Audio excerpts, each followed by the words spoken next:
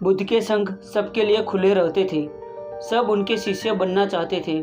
कुछ लोगों को तो बुद्ध सीधे अपने संग में शामिल कर लेते थे, तो कुछ को कहते थे तुम एक रात के लिए शमशान में जाकर रहो। इसी प्रकार एक व्यक्ति बुद्ध के पास आया और कहा, मुझे आप अपना शिष्य बनाएं। बुद्ध ने उस व्यक्ति से कहा, तुम्हें मेरा शिष्य बनने के लिए एक रात पूरा शमशान में बिताना होगा और तुम वहाँ जो कुछ भी सीखोगे मुझे आकर बताना। उसके बाद ही तुम संघ में शामिल हो पाओगे। वह व्यक्ति यह सुनकर घबरा गया। उसने बुद्ध से कहा, दिन में तो ठीक है, लेकिन रात में शमशान में रहना खतरनाक है। बुद्ध ने कहा, कैसा खतरा? व्यक्ति ने कहा, वहाँ भूत प्रेत होंगे, वह मुझे पकड़ लेंगे। बुद्ध ने कहा, क्या तुमने कभी भूत प्रेत देखे हैं? व्यक्ति ने कहा, नहीं, पर मैंने सुना है और कुछ लोगों को देखा है जिसमें भूत आ जाते हैं। वह अजीब अजीब हरकतें करते हैं। तब बुद्ध ने कहा, तो तुम्हारे पास ये सुनहरा अवसर है ये जानने का कि भूत प्रेत होते हैं या नहीं। तुम वहाँ एक रात गुजारो और फिर विश्लेषण करके मुझे बताना कि भूत प्रेत होते हैं या नहीं। अगर तुम्हें वह मिल गए तो तुम उनका विश्लेषण करना कि वह कैसे होते हैं, और अगर नहीं मिले तो तुम यह भी जान जाओगे कि वह नहीं होते। तुम घबराना मत, वहाँ जो भी घटना होगी तुम मुझे उसे आकर बताना। व्यक्ति ने कहा, ठीक है गुरुदेव, अगर आप कहते हैं तो एक पूरा दिन और रात मैं शमशान में गुजार लूँगा। बुद्ध ने कहा, ठीक है, अभी तुम आश्रम में आराम करो और कल सुबह ही शमशान के लिए निकल जाना। बुद्ध ने अपने 4 शिष्यों को कहा कि यह व्यक्ति कल शमशान जाएगा, तुम उसके पीछे जाना और उस पर नज़र रखना, उसका ध्यान रखना, पर याद रहे उसे यह बात पता ना चले कि तुम उनके पीछे लग गए हो। अगले दिन वह व्यक्ति बुद्ध के पास गया और बोला, जैसा आपने कहा था मैं शमशान के लिए निकल रहा हूँ। बुद्ध ने उस व्यक्ति से कहा, ठीक है, अब तुम जा सकते हो। वह व्यक्ति शमशान गया। अगले दिन वह व्यक्ति बुद्ध के पास आया। बुद्ध उसे देखकर मुस्कुराए और बोले कि तुमने एक पूरा दिन वहाँ गुजारा, तुमने क्या देखा और क्या सीखा? व्यक्ति ने कहा, मैं वहाँ सुबह सुबह गया। कुछ देर बाद मैंने देखा कि कुछ लोग एक अर्थी लेकर आ रहे हैं। कुछ लोग सामान्य थे तो कुछ लोग बेहद खुश थे। वह कह रहे थे कि उस व्यक्ति ने अच्छे कर्म किए हैं, यह बहुत किस्मत वाला है। उस बुजुर्ग के बेटे ने अपने पिता की चिता को अग्नि दी। वह कुछ देर वहाँ खड़ा रहा। उसके बाद एक एक करके सब लोग जाने लगे।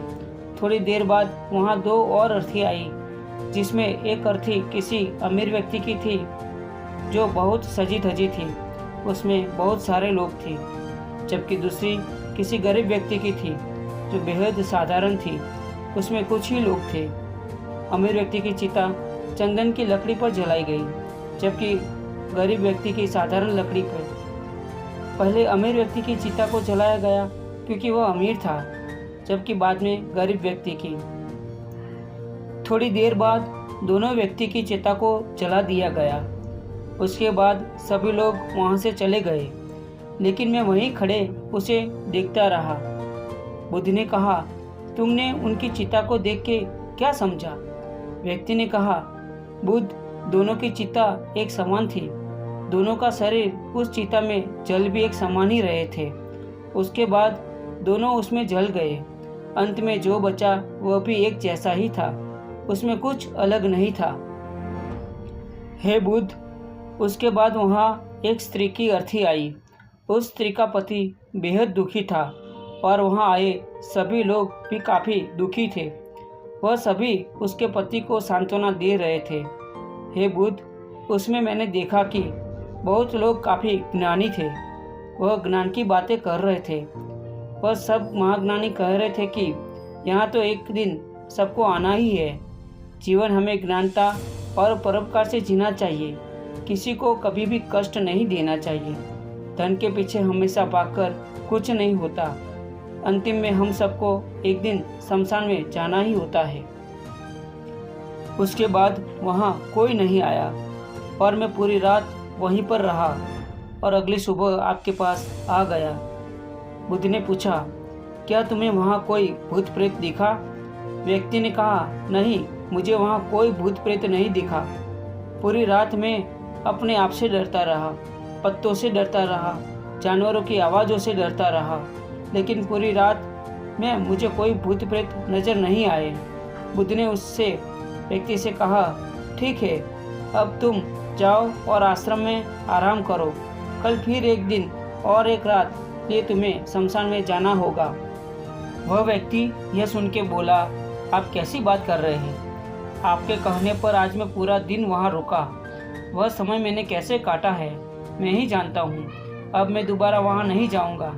बुद्ध ने कहा, देखो, जो खास चीज़ तुम्हें वहाँ जाकर मिलनी है वह तुम्हें अभी तक नहीं मिली है। तुम एक दिन और वहाँ रुको, तुम्हें वह अवश्य मिल जाएगी। व्यक्ति कहता है, ठीक है, मैं आपके कहने से एक बार और वहाँ चला जाता हूँ। यह कहकर वह व्यक्ति आश्रम में जाकर आराम करने लगा। अगले दिन वह व्यक्ति फिर बुद्ध का आशीर्वाद लेकर वहाँ से शमशान के लिए चला गया। एक पूरा दिन बिताकर वह अगले दिन फिर बुद्ध के पास आया। बुद्ध ने पूछा, तुम्हें वह चीज़ मिली?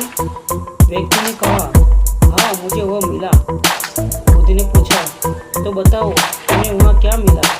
व्यक्ति ने कहा, मैंने देखा कि कुछ लोग शाम को मुझे अर्थी पर लेकर आ रहे हैं। मेरे पीछे कुछ 15-20 लोग चल रहे हैं और मुझे 4 कंधों पर उठा रखा है। मेरे पिता आगे आगे चल रहे हैं। कुछ लोग मेरे ऊपर फूल फेंक रहे हैं और मेरे कुछ रिश्तेदार मेरे पीछे चल रहे हैं। वो लोग बेहद दुखी हैं। मेरे पिता और मेरे भाई बेहद दुखी हैं। कुछ उन्हीं में से दुखी होने का नाटक कर रहे हैं, तो कुछ लोग मेरे पिता को सांत्वना दे रहे हैं। वहीं दूर खड़ा मेरा भाई बेहद दुखी है।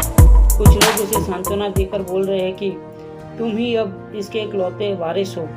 कुछ लोग कह रहे हैं ये गलत हुआ, वह लड़का तो अभी जवान था, अभी तो उसने कुछ देखा भी नहीं था और उसके साथ ऐसी घटना हो गई। तभी मुझे अर्थी पर से चिता पर लेटा गया। सारा क्रियाक्रम किया जाने लगा। मैं यह सब अर्थी पर लेटे देख रहा था। मैंने उस अर्थी से उठना चाहा, लेकिन मैं उठ नहीं सका। मैं सांस लेना चाहता था, लेकिन सांस नहीं ले पा रहा था, क्योंकि मेरे अंदर सांस नहीं थी। मैं अपने पिता को गले लगाना चाहता था, लेकिन मैं उठ नहीं सकता था। मैं अपने भाई को गले लगाना चाहता था, उसे कहना चाहता था कि तुम माता पिता का ध्यान रखना, लेकिन मैं बस लेटा देख रहा था, कुछ कर नहीं सकता था। उसके बाद मेरी चिता पर लकड़ियाँ सजाई जा रही थी। मेरा मुंह भी ढक दिया गया था। मुझे अब उस चादर के पार कुछ नहीं दिखाई दे रहा था। फिर उसके बाद मुझे गर्मी महसूस होने लगी। फिर मैंने देखा कि मुझे जलाया जा रहा है। मेरे हाथ पैर जलने लगे हैं। मेरी हड्डियाँ, खाल सब जलने लगा था। धीरे धीरे अग्नि और ज़्यादा बढ़ रही थी। मैं वहाँ से उठना चाहता था। मेरा दम घुट रहा था। मैं सांस लेना चाहता था, लेकिन मैं ऐसा कुछ नहीं कर पा रहा था। मैं उस अग्नि में पूरी तरह खो गया। मैं पूरी रात खुद को ऐसे ही चलते देख रहा। मैंने देखा कि अंतिम रूप से मेरे पास केवल मेरी राख ही बची हुई है। उस पूरी रात न तो मैं डरा और न ही मुझे डर का एहसास हुआ। पता नहीं कहाँ मैं पूरी रात खोया हुआ था, और सुबह होते ही मैं आपके पास आ गया। बुद्ध मुस्कुराए और बोले कि अब तुम संघ में शामिल हो सकते हो, और वास्तव में ध्यान और ज्ञान होने के लिए ध्यान का बीज अंदर होना जरूरी है। वह बीज तुम्हें वहाँ कल रात मिला, जब तुमने जाना कि वहाँ सब कुछ नश्वर है। इस दुनिया में सभी व्यक्ति शमशान में जाने के बाद तो ये देख लेते हैं कि सभी को वहाँ जाना है, लेकिन जैसे ही वहाँ से बाहर निकलते हैं वह सब भूल जाते हैं और फिर अपनी ज़िंदगी वैसे ही जीते हैं, वैसे ही कर्म करते हैं, वैसे ही अधर्म करते हैं, वैसे ही लालच करते हैं और वैसे ही क्रूरता दिखाते हैं। और जैसे ही शमशान में जाते हैं सब धार्मिक हो जाते हैं। पहली बार जब तुम शमशान में गए तो तुम भी उन्हीं ज्ञानी व्यक्तियों की तरह थे, जैसे कि वहाँ सभी महाज्ञानी पुराने व्यक्ति आते हैं, और जैसे ही तुम दोबारा वहां गए और आज वापस आए हो तो तुम्हारे अंदर भी ज्ञान का बीज उत्पन्न हो गया है। हम तब तक जीवन को नहीं समझ सकते जब तक हम मृत्यु को नहीं जानते। जो व्यक्ति बीमार है वही स्वास्थ्य के महत्व को समझ सकता है। जो ध्यान का बीज तुमने कल रात पाया, अब उसे तुम्हें लक्ष्य बनाना है, और ऐसा विशाल लक्ष्य तुम्हारे अंदर उत्पन्न होगा जो सभी को ध्यान की छाव से परिपूर्ण करेगा।